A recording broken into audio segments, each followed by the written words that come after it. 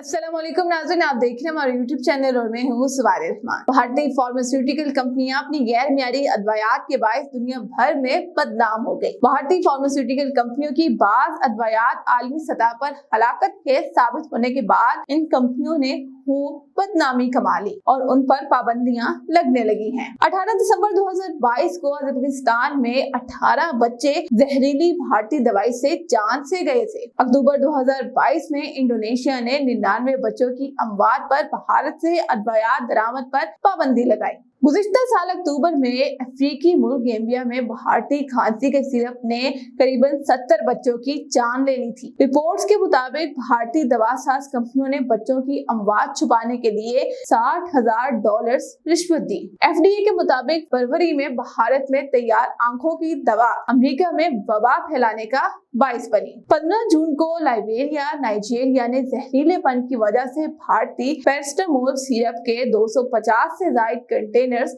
जब्त किए। भारतीय मुसन्निफ के मुताबिक हर साल सैकड़ों लोग गैर मियारी भारतीय दवाओं से जान से चले जाते हैं। आलमी इदारे सेहत ने गुज़िश्ता साल दिसंबर में गैर मियारी भारतीय अदवायात पर ग्लोबल अलर्ट भी जारी किया था, लेकिन भारत इस सब के बावजूद कि भारतीय अदवायात बड़े पैमाने पर जानलेवा साबित हो रही हैं, भारत अभी गैर मियारी अदवायात की तरसील से बाज नहीं आया।